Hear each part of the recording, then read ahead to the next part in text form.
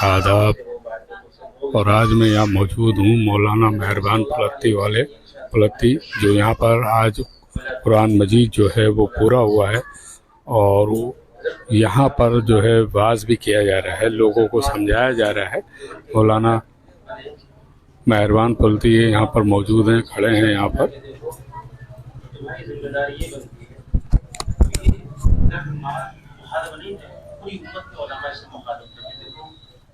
तो आपकी जिम्मेदारी है कि मेरी जो उम्मती है उनको बशारतें सुनानी है, उनको मुतनफ़िर नहीं करना है दिन से, उनके लिए आसानियाँ पैदा करनी है, दुश्वारी पैदा नहीं करनी है।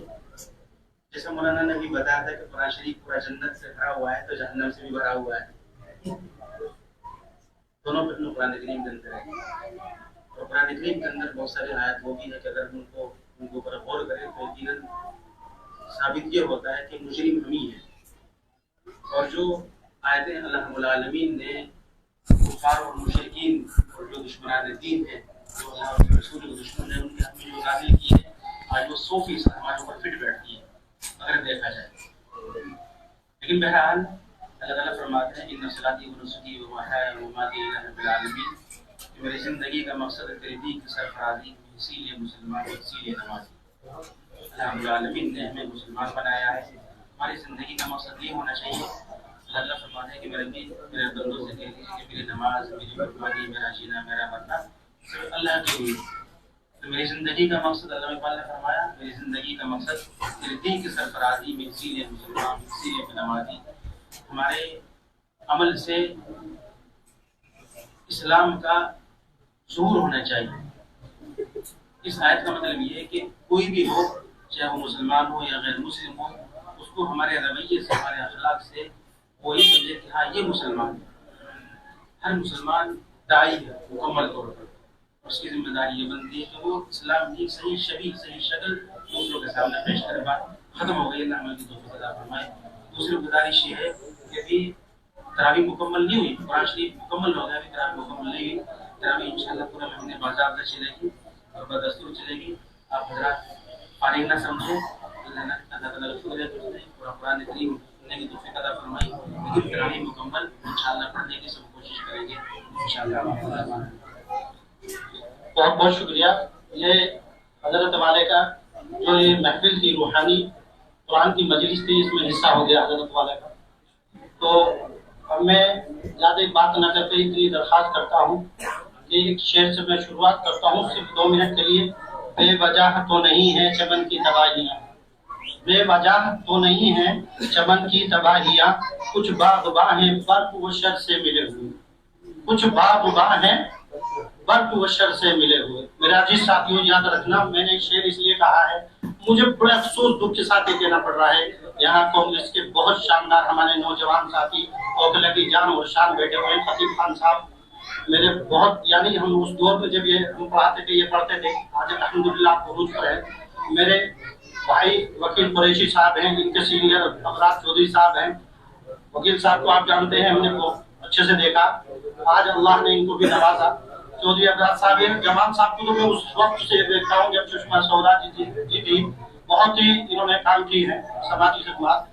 मैं कहना चाह रहा हूँ, बड़ा अफसोस दुख के साथ ये कहना चाह रहा हूँ, याद रखना, इसी रूहानी महफिल से, इसी रूहानी मजलिस से पिछले साल हजरत वाला मौजूद थे यहाँ, इमाम साहब, मौलाना नसीम साहब, हमने दुआ, अल्लाह ताला जो चाहता है वो होता है, जो करता है वो होता है, हमारे राब्ते गंज से नहीं होता। उस वक्त मौलाना कलीम सिद्दीकी साहब दाई इस्लाम फलक की जो शख्सियत है, मेरा भी ताल्लुक फलक से, वो जेल में थे, हमने दुआ की थी अल्लाह उनको बरी कर दे। अल्हम्दुलिल्लाह वो ईद पर अपने घर आ गए थे, ईद के बाद। मेरी ये दुआ है, सुम्मा अल्हम्दुलिल्लाह, ये दुआ है तमाम इलाके के लिए, तमाम उम्मत मुस्लिमा के लिए, जो इलाके के अंदर तोड़ फोड़ कर रहे हैं, स्टे लाते हैं और आए दिन उस प्रोपेगेंडा के अंदर मुलव्विस रहते हैं, शामिल रहते हैं, वो जो किसान हैं उनके साथ शामिल रहते हैं, मुनाफिक बन के मुसलमान होने के बावजूद। मेरी उनसे दरख्वास्त है, या तो हट जाए, वरना अल्लाह के कहर से नाजिल होने में कोई वक्त बाकी है, हट जाए। ये मैं आज इस महफिल में से कह रहा हूँ और इस महफिल से इसलिए दरख्वास्त कर रहा हूँ मेरा अजीज साथियों, मैं पहले दरख्वास्त करता हूँ, मेरे बड़े एक मजलिस लगाइए, एक बैठक ले लीजिए, پہلے بھی بیٹھک ہو چکی ہے علاقے کے اندر، جب یہاں 2007 میں کام بند ہے، پرویز ہاشمی صاحب ایم ایل اے ہوا کرتے تھے اور آصف محمد خان صاحب کونسلر ہوا کرتے تھے، ایک بڑے برات گھر میں بیٹھک لی تھی کہ یہاں کام بند کیوں ہوتے ہیں۔ اس وقت ایک صاحب میں واحد ایک شخص تھے، ان کا نام علی جناب اظہر خان ایڈوکیٹ صاحب ہے، انہوں نے تمام محفل میں تمام جلسے کے اندر ایک بات کہی تھی کہ جتنے بھی یہ ایرا گیرا نتو گیرا ہیں اور یہ پولیس پرشاسن ہے، یہ ہماری پیروں کی دھول ہے، دھول سمجھتے ہیں انہیں۔ تو میرے عزیز ساتھیوں، میری امانت اللہ خان صاحب سے درخواست یہ ہے، میں آج آن لائن اس کے ذریعے سے زیادہ نیوز کے ذریعے سے میں درخواست کر رہا ہوں، میرے مسرور بھائی اس وہاں تک پہنچائیں گے میری خبر کو، جتنے بھی علاقے کے اندر ایم ایل اے سے کام نہیں ہے، ایم ایل اے مالک ہوتا ہے علاقے کا، ایم ایل اے سے باہر نہیں جا سکتے وہ لوگ، کہ وہ ایک میٹنگ لے ان سے، بڑے برات کو گھر میں لے، بٹلاؤ چوک میں لے، لیکن ان کو سمجھائیے، سدھاریے، ورنہ خدا کی قسم کھا رہا ہوں اس محفل سے، اس قرآن کی محفل سے، کہ وہ تباہ و برباد ہونے میں کوئی دیر نہیں لگے گی۔ جس طرح حضرت صالح علیہ السلام کی اٹھی کو صرف 4 لوگوں نے قتل کیا تھا، پوری قوم تباہ و برباد ہو گئی تھی۔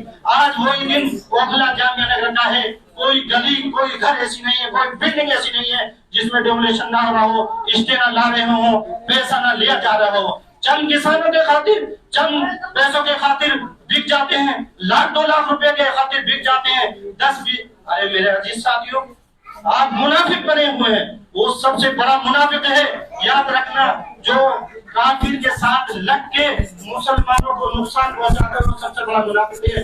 اللہ کے رسول صلی اللہ علیہ وسلم جب نماز کے لیے منافق کی نماز پڑھنے کے لیے جا رہے تھے تو اللہ تعالیٰ کے خود وحی نازل ہو گئی تھی، نہیں تم کتنے بھی ان کے لیے دعائیں کر دو، کتنی بھی نمازیں پڑھ لو، میں ان کے لیے دعائیں قبول نہیں کروں گا۔ یہ اللہ تعالیٰ کا خود وہ تھا۔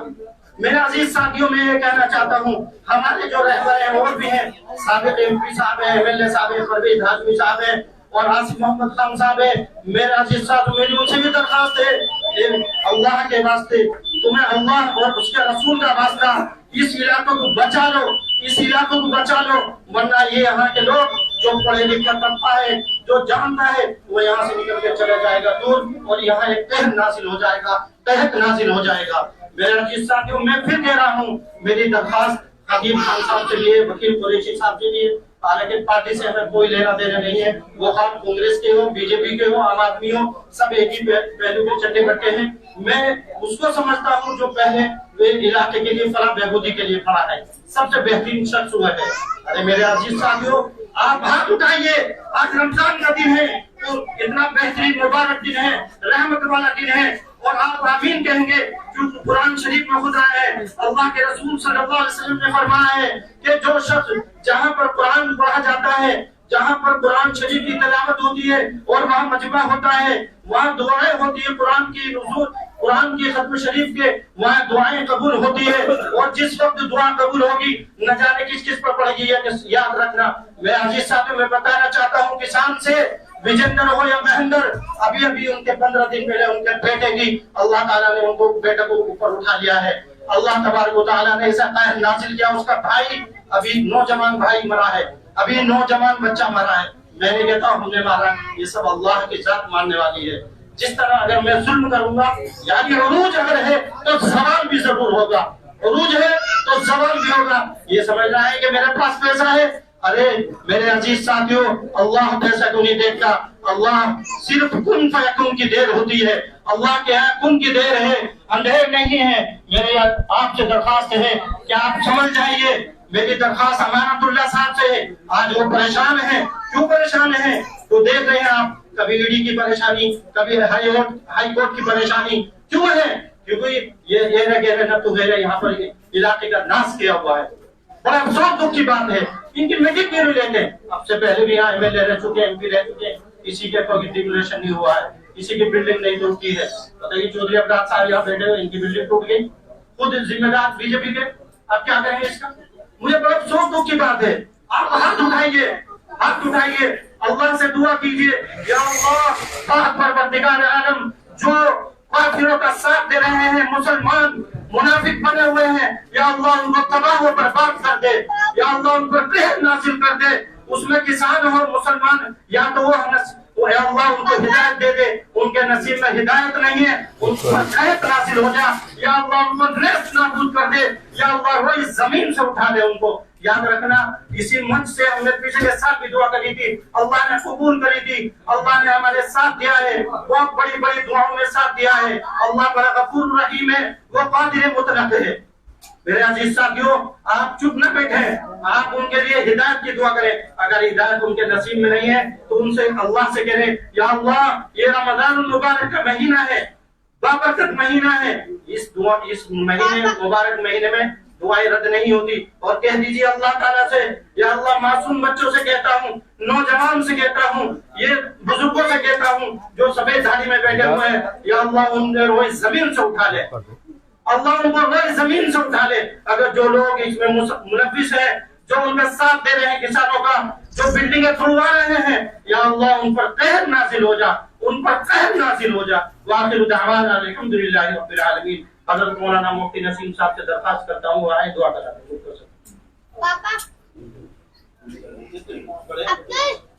بیٹا چلا مت۔